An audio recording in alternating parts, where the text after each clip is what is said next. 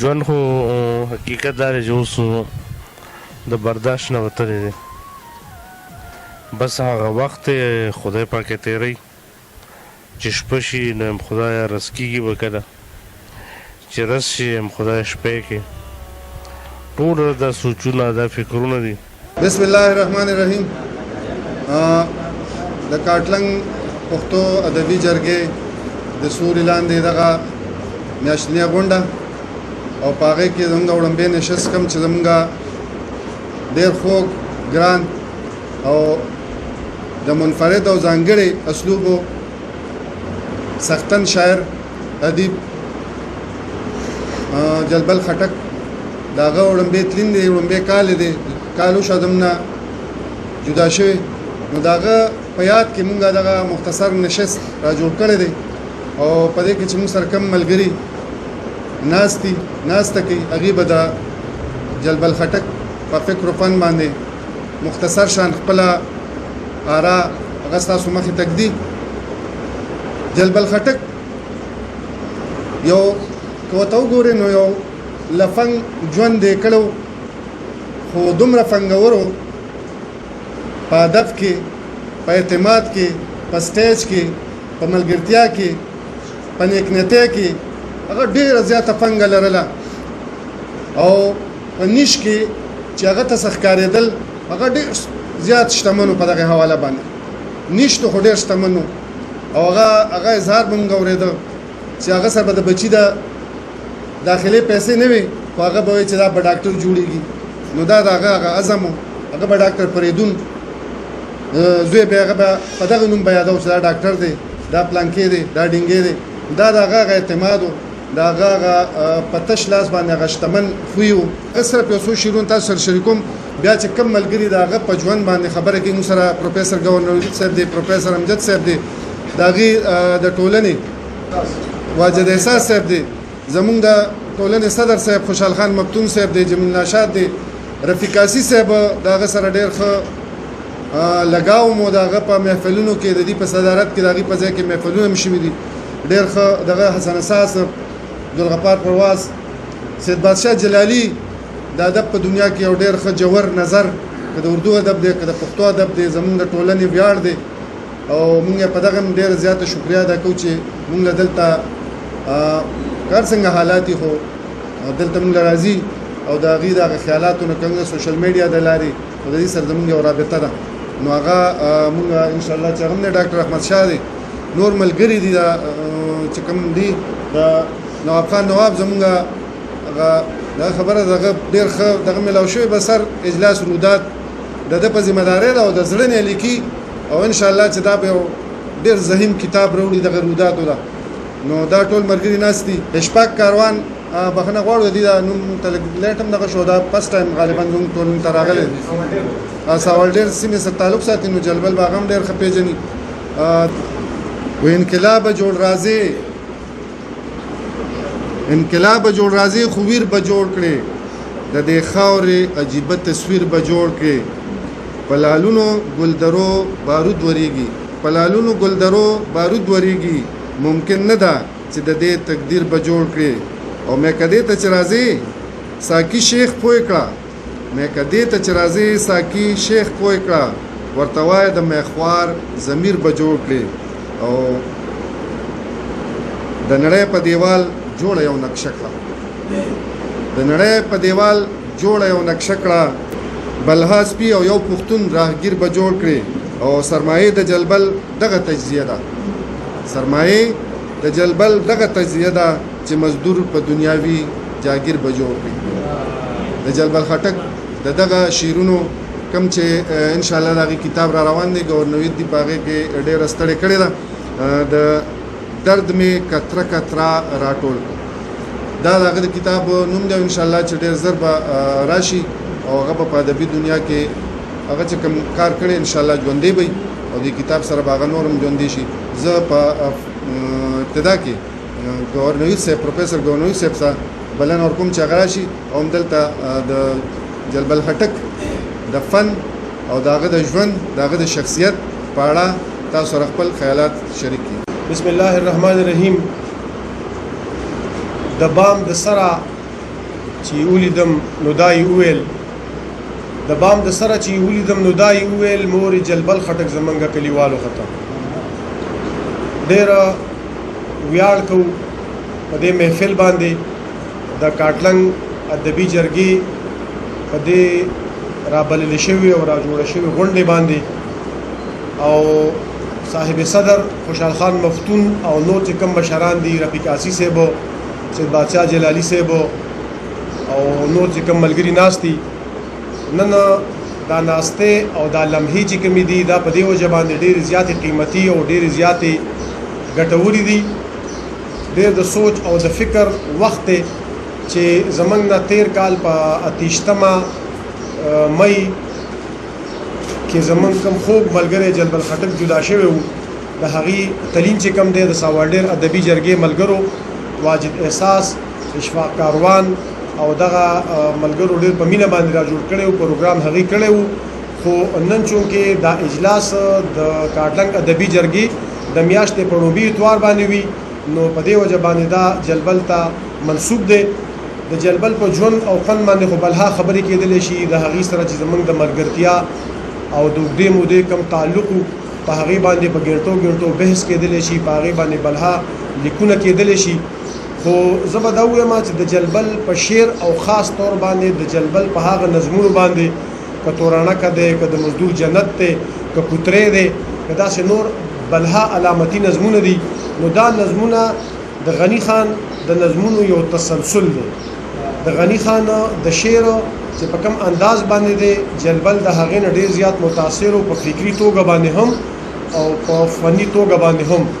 هغه تسلسل چې کوم ځای کې مات شوی و هغه کړۍ چې کوم ځای نه مس شوې وه جلبل هغه کړۍ د هغه ځای نه غوټه کړې ده اوس د ژوند خبره ده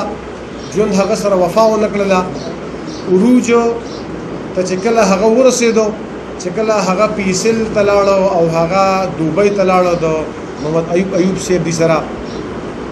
نو زمونږ دا کاټلنګ به یو خبره کوله وایي چې کله سور منزل ته ورسي نو هغه بیا پیاده شي نو جلبل چې کله منزل ته ورسېدو د بده مرغه د هغه دغه پیاده مزل چې کوم دغه ډېر لږ وو که هغه لږ پاتې شوی وی نو نور داسې نظمونه به پښتو ادب له ورکړی وی چې د هغې ډېر زیات کمی محسوسېږي پښتو ادب کې زموږ ملګري بس غزل لیکي او غزل هم د یکسانیت ښکار دی په داسې لار روان دی چې غزل اورېدلو ته زه خو بالکل نور تیار نه یم ځکه چې ښه شعر ځانګړی شعر او د شعر سره چې کومه خواري او د شعر چې کوم لطافت دی نو هغه خلکو پرېښې ده بس یو ځان اساني او یو تن اساني غوندې راغلی ده جلبل کې دا خصوصیت و چې هغه د نظم سره انصاف کړی دی هغه دغه تن اساني او ځان اساني او طرف ته کړې ده د نظم ټریټمنټ چې کوم دی د نظم چې کوم تصویر دی نظم کې چې کوم افسانویت او کوم معنویت دی هغه جلبل په ډېر ښه انداز کې پینټ کړی دی او ډېر ښکلی انځور د هغه نظم نه راوځي دا خو د هغه د فن خبرې دي د هغه د کتاب خبرې هم چونکې موږ ته حواله شوې وي چې کتاب دا درد به قطره قطره راټول کړم د بدقسمتۍ خبره دا وه زه مفتي معاذ او واجد احساس او سلیم ناشاد په دغه کار کې موږ لګیا یو موږ له فنډینګ کوو چې به یې پیسې ولره دغه ټول 100,000 روپۍ چې راغونډې شوي دي یا نورې چې زموږ کمې په وس کې وي چې موږ پکې خپله 15,000 روپۍ یا داسې د هغې امداد کوو د جلبل اخري وخت کې دا خواهش و چې زما کتاب د چاپ نشي خو چې په هغې باندې فیض الوهاب فیض او عبدالسبحان خان چې کوم دی لیکل نه وي کړي کله فیض صاحب خو ډېر زر لیکل وکړل خو سبحان خان روزګار نه و کله به موږ هغې پسې لاړو نو هغې هم د خپلې مینې اظهار وکړو بهرحال د جلبل د کتاب دا خوب چې کوم نو هغه شرمنده تعبیر نشو بیا خبره داسې راغله چې ځلي حکومت کتابونه چاپ کولو نو ما و سلیم ناشاد چونکې مسوده بالکل تیاره پته وه ما سلیم ناشاد حسن حساس او دې ملګرو دا سره وکړله چې دا 100,000 روپۍ چې کومې راغونډې شوي دي د جلبل د دې کتاب دپاره چې هغې کې موږ سره چشمان مساخیل مرسته کړې وه او په هغې کې موږ سره مفتي معاذ مرسته کړې وه داسې نورو ملګرو هم د مرستې موږ له ډاډ راکړی و چې تاسو سره به مرسته کوو موږ ویل چې دغه نغدې پیسې به انشاءالله تعالی د جلبل ماشومانو له او د جلبل کونډې له ورکو او حکومت اسم کتابونه چاپ کوي نو د جلبل کتاب موږ ضلعي حکومت ته وسپاره. عثمان صاحب د هغې مشر دی او هغه کتابونه را شروع شوي دي خو جلبل نشته دی. زما دا وعده هم وه، زما دا اراده هم وه. حسن حساس دلته ناست دی چې دا څلور ملګري چې د هغې سره ما د خپل د پښتو ادبي سفر چې کوم ایوب راغلی او ما ته ورډبولی چې موږ د تګ د کتاب مخکتنه کوو، په هغې کې به ته مقاله لیکي. هغه سفر بیا د حسن حساس سره، د سلیم ناشاد سره، د جلبل سره او د فقیر شاه سره ما تر مردان ورسوو. دغه دوه کسان خو موږ سره دي. فقیر شاه خو تللی دی پوړي ته او جلبل موږ سترګې پټې کړې دي. نو زما دا خواهش او کوشش و چې هلکه ستاسو کتابونه راشي د حساس، د ناشاد، د فقیر او د جلبلو. نو د دې څلورو واړو مخکتنه به انشاءالله تعالی زه په خپل سر باندې کوم، که د کاټلنګ د جرګې نه وه، که د شیرو د جرګې نه وه، که د مرکې نه وه، که د هر یو چترۍ د لاندې وه. نو بهرحال دغه واده باندې موږ نن هم قایم یو. جلبل یادول ډېر لوی کار دی. جلبل فهمي عام کول پکار دي چې په جلبل باندې خلک پوه شي او سره سره په آخره کې د جلبل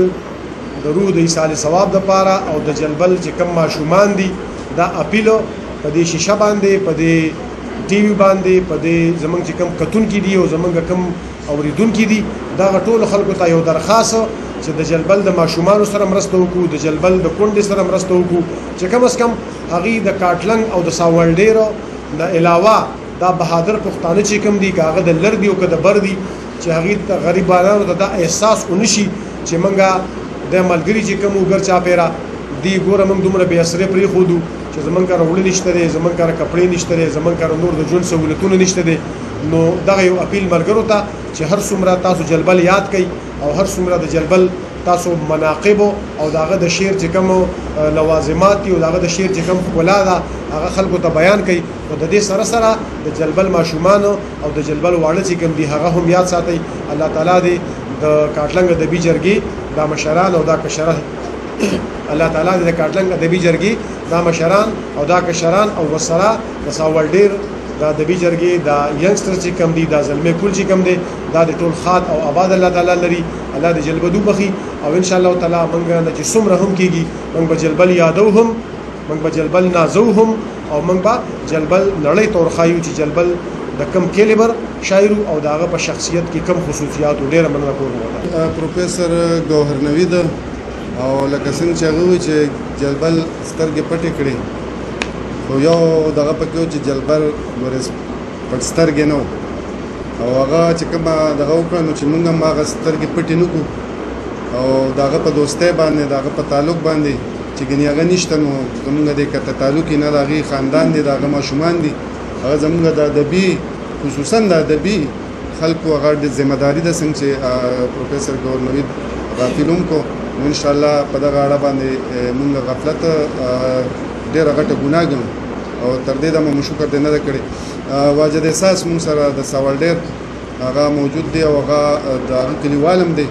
او هغه موږ سره خو په شاد و نادر ملاوېدو یا به هفته کې ملاوېدو یا که روزانه به م راتلو، خو لکه شپه ورځې د هغې سره نو واجد احساس ته دعوت ورکوم چې هغې راشي جلبل په ژوند او فن او په خوی خصلت باندې خپل هغه کم انصاف سره شریک. واجد احساس. بسم الله الرحمن الرحیم.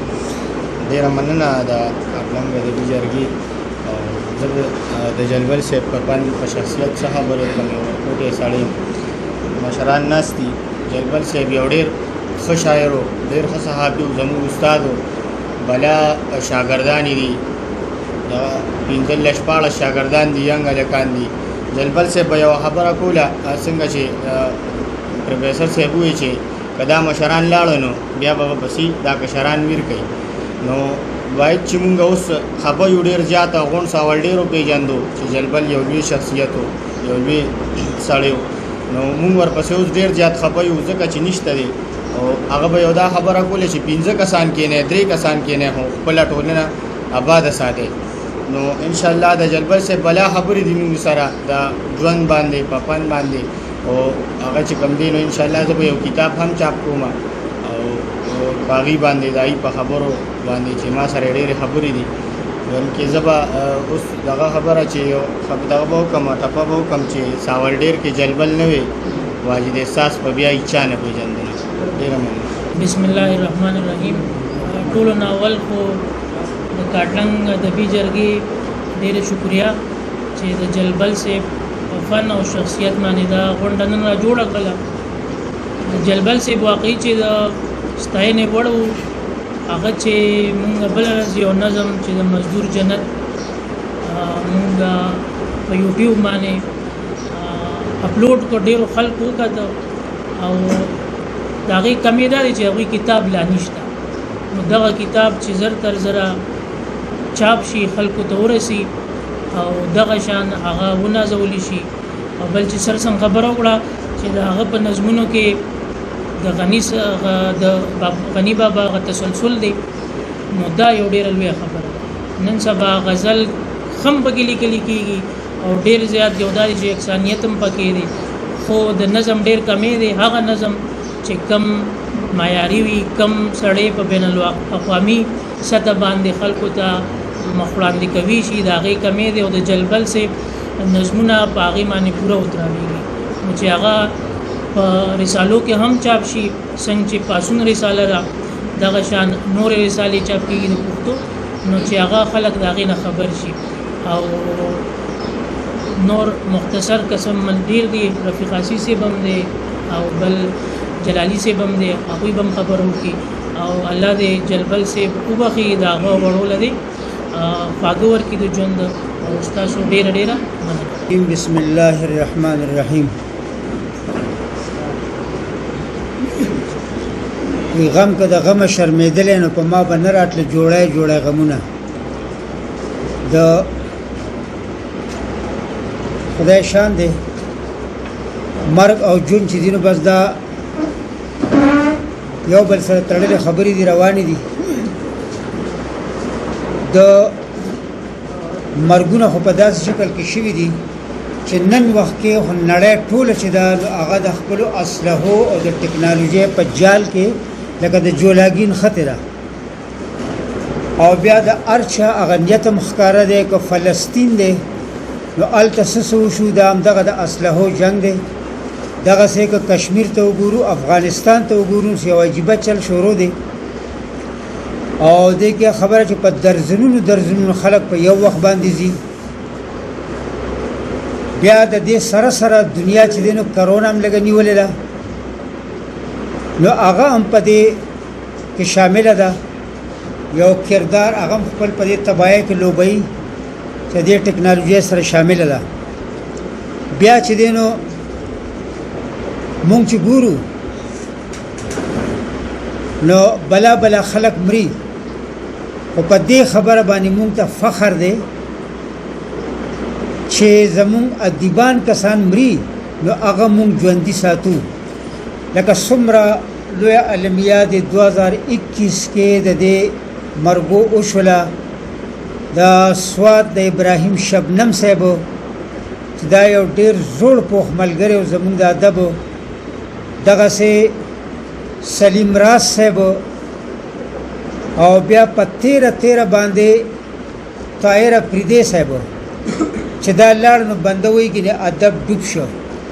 نو دغه سلسله امروانه ده. دغه خبره چې ما څنګه عرض وکړو چې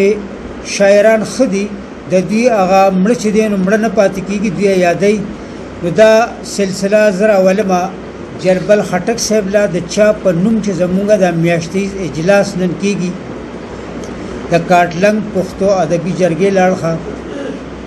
نو جلبل خټک او د هغه یو ګروپ،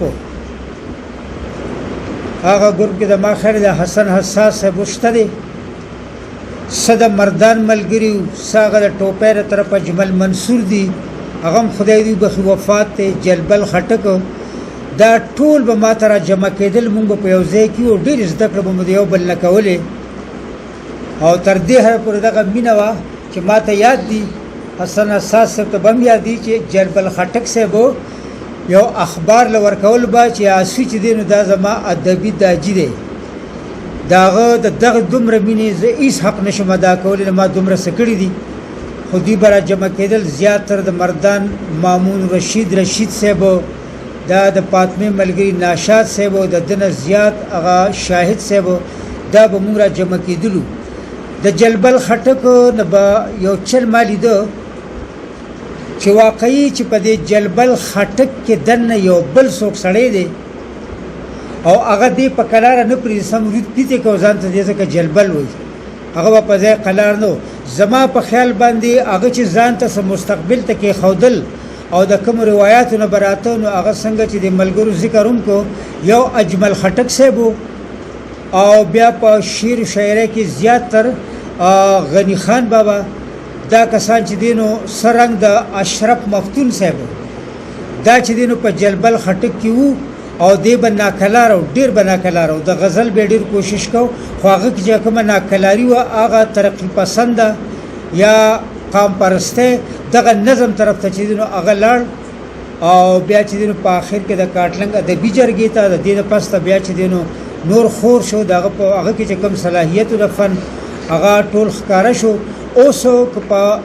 دغه خمونګه سرسری جایزه وکړل دغه اوس که فرض کا په فن باندې مستقل خبرې کیږي دغه کتاب چوڑان دی پروتي دغه به زما په خیال کتاب کې شوی او دغه بنیادی دغه په سریدو کې شوی کوم چې دغه زمون سره شوی دا نو شاید چې دغه د تاریخ نیمه حصہ چې دنو جمده پاتې شوی او کې نشي نو نیمه حصہ دغه مړه پاتې شوی خو اخر کې به دومره ویم چې جلبل خټک ډیر خمل غریو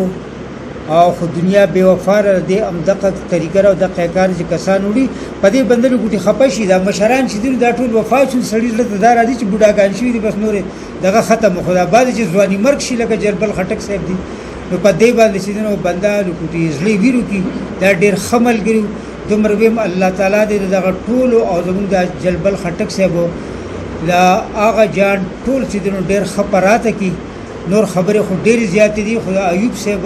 د حکم مطابق چې مختصر خبرې وکړي والسلام بسم الله الرحمن الرحیم بس مختصر خبره ځکه چې ایوب صاحب څنګه وایي چې کومه موضوع ده د جلبل خټک فن او دغه شخصیت بد دغه پورې مخبل خبرې اترې محدود وساتل خبره به ځکه چې وخم لګ دی او ملګرو خبرم کې د نه بعد به بلم یو نشسته جلبل خټک سره زما صدا سے ډیر جوړ تعلق نو صفه خبره ده لکه بهر او سازما تعلق نو کم تعلق وبد د کاټلنګ پښتو ادبي جرګې دنه نه دنه کم تعلق هم د دعا سلام او یا دغه کلام او یا زمو کلام او یا خبرې اترې کول بد دې د کورو نو کې دې شزر هغه په شخصیت باندې ډیر سو ونه ویل شم خو ترکمه پرجغه ما پیجندل دنو زبدو مچ غزل به هم غلي کلی هغه د نظم شاعر او نظم بیا خاص کر د آزاد نظم او بیا په نظم کې هغه زبدو چې انقلابی شاعر یا که زو ته ترقی پسند شاعر وایم دا خبره هم په ځای نه ده جلبل خټک په ډېر موقع باندې داسې زما خبرې زری سره شوې ده خو یو خبره ما د ډېر را دي غالبا چې سن 2000 یا 1999 د ډاکټر وی په ځای کې مشاعره وا او د شپې پروګرام نو ما پاره کې یو نظم کوې آزاد نظم په لاله مینه خو هغه د سواری په موضوع باندې هغه ډېر ځای خوښ شو ماته پوری توروي چې جلالی صاحب د نظم چې د ډاله کې د ځکه وحدت اخبار غالبا یاد کړ او اخبار یاد کړ هغه سره هغه ټیم کې تړونو دا غږ چې چاپ کوم ما بیا ورک بیا خبر شوی نیم چې چاپ کړی به نه به چاپ کړی خو بهرحال دا خپل یو نظریه و د دې معاشره نه د دې ظلم نه د دې نه حساب نه باغی نور بزسو مخوب دې ټیم کو بس دا هغه یو شعر را تر یادېږي کوم چې ایوب سے وموي د نړۍ په دیوال جوړ وي تصویر کې او بلحاس پی او یو پښتون راهګیر په جوړ کې وسره وی چې ستا مخ زما کتاب دی چې ستا مخ زما کتاب دی څومره خپل انتخاب دی دا چې زو شیخ په جنگ یو دا جدا حساب کتاب دی او مین مړ دی مین ورکته مین مړ دی مین ورکته مین وړ خړ سیلاب دی او څنګه د مینې نه منکر شم مینه ژوند دی مینه ثواب دی څنګه د مینې نه منکر شم مینه ژوند مینه ثواب دی دا رکیب نه دی نو سدي دا چې ستا په مخ نقاب دی او جلبل نوم د هیچا مشه دلته خدا بدل شو جلبل نوم د هیچا مشه جلبل نوم خراب توراب دی بسم الله الرحمن الرحیم د کاټلنګ پښتو ادبي جرګې ډېره مننه چې نننی اجلاس زمونږ خدای بخښلي ملګري جلبل خټک ته منسوب کو. زمانه مخکې اوس اسی صاحب چې کومې خبرې وکړلې یا ګونوي صاحب او امجد صاحب جلالي صاحب خبرې وکړلې، یقیني خبره ده دا او دغه په ژوند کې چې د دې خبرو ډېر لوی اهمیت او ډېر لوی حصہ وکړي. هغه کته سو ګورې نو هغه یوازې زموږ ادبي او یا چې کوم دی نو صحافتي یا صحافي رول نو دغه په د ژوند کې نور خاروار اړخونو هغه یو سماجی شخصیت هم او سیاسي شخصیت هم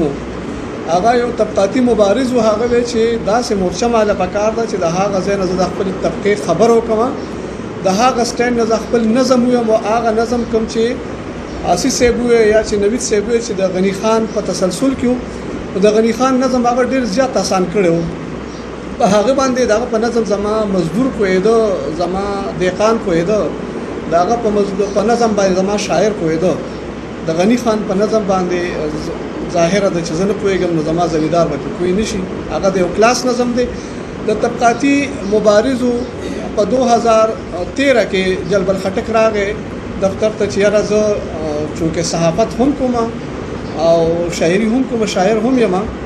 او سماجی کارکون تاسو سره هم یم په تنظیم کې منډه ترړوام د کمزور خلکو سره لګیان تاسو سره پرستو سره کوم نو زه سیاسي شخصیت هم یم ځکه چې ما کې طبقاتي شعور شته دی. په دې ځکه چې کوم تقسیم د زما د رب تقسیم نه دی د کائناتو کې چې کوم غاصبان دي کوم ظالمان د تقسیم د هغې دی. زه په داخله خبرول غواړم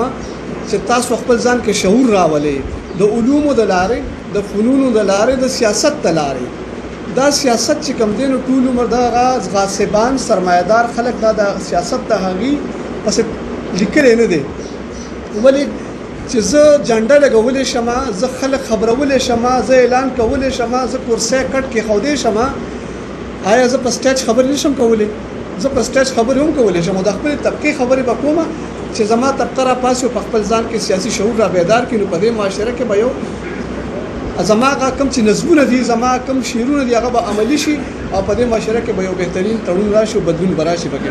نو په 2013 کې مونږ لاړو دا هغه چې دی نو د سیاسي پارټۍ د لاندې مونږ د هغه د ام ان اس لپاره قراردادونه جمع کړل. خو د بده مرغه زمونږ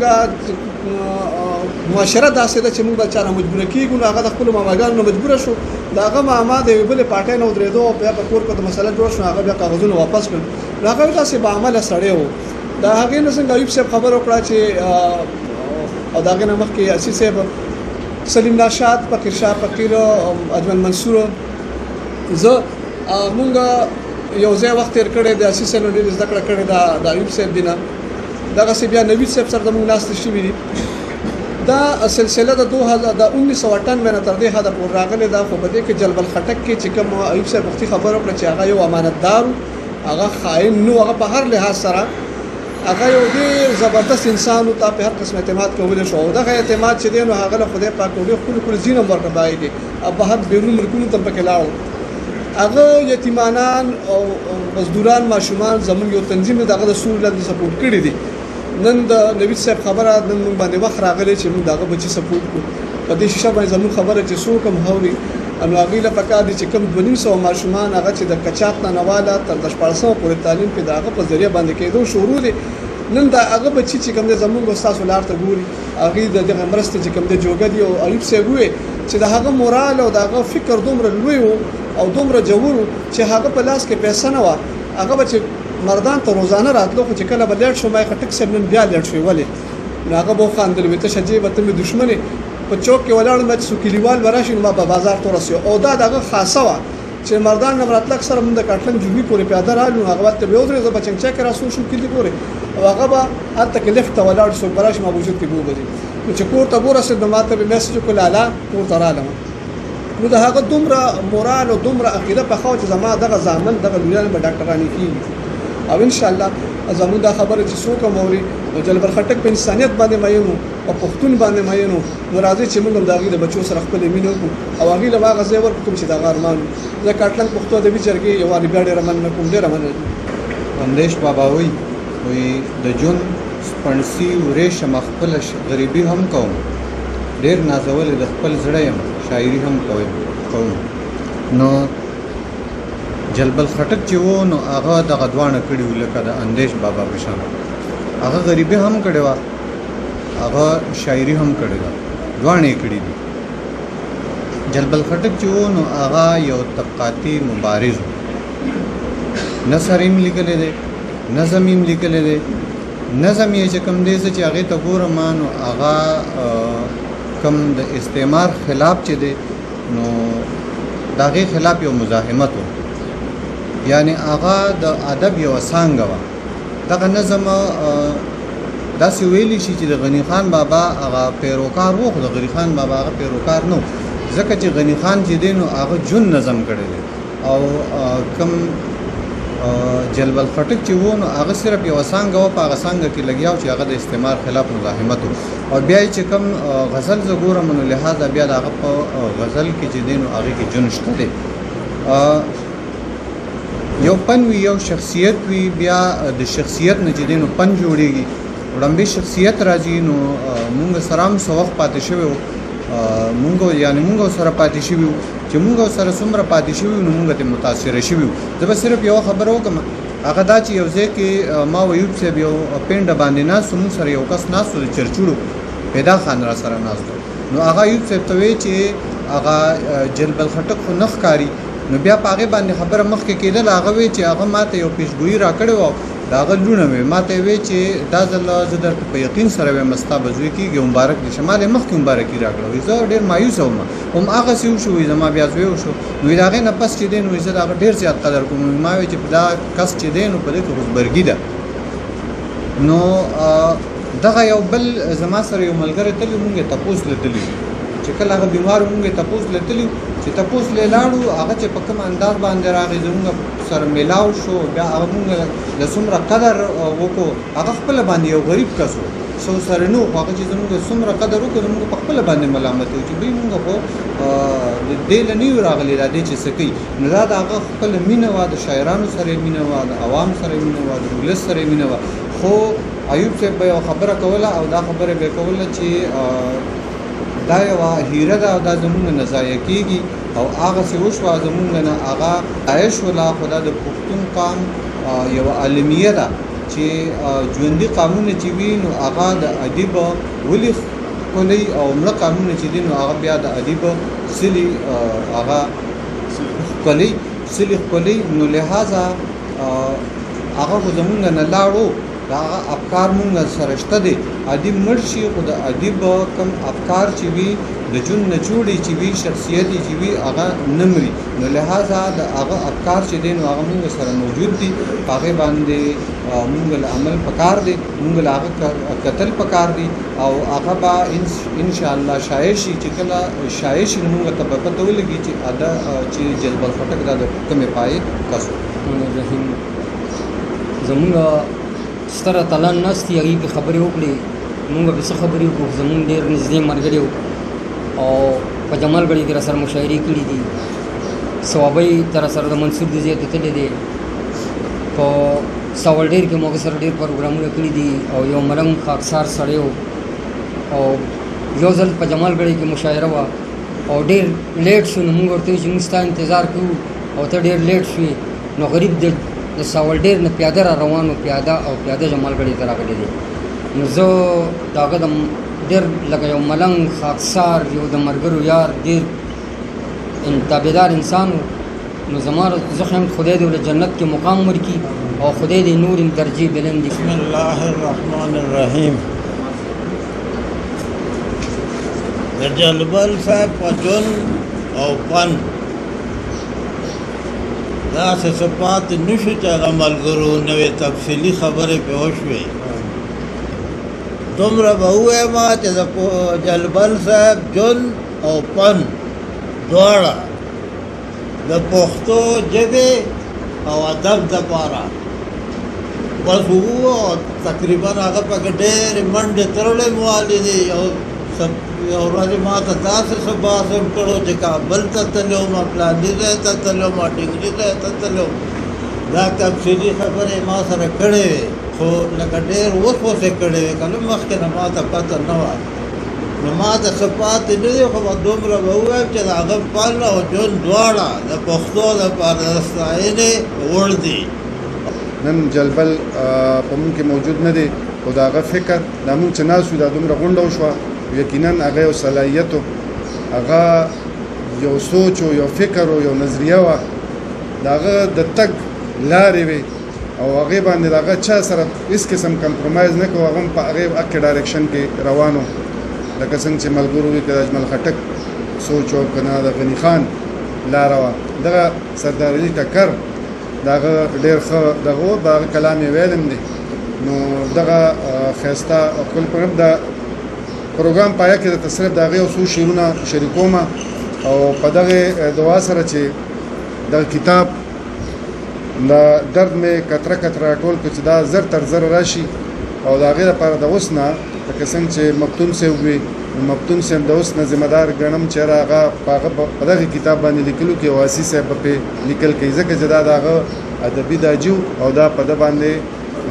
د هغه حق دی نو انشاءالله چې دغه کتاب راشي او که دغه کتاب به زه استاد ته په دغه باندې ورولېږم په واتساپ باندې نو که د هغې نه مخکې پرې لیکل کولی شي هم به پرې ټول کتاب ما سره دی زه به یې دې ته وردغږم دا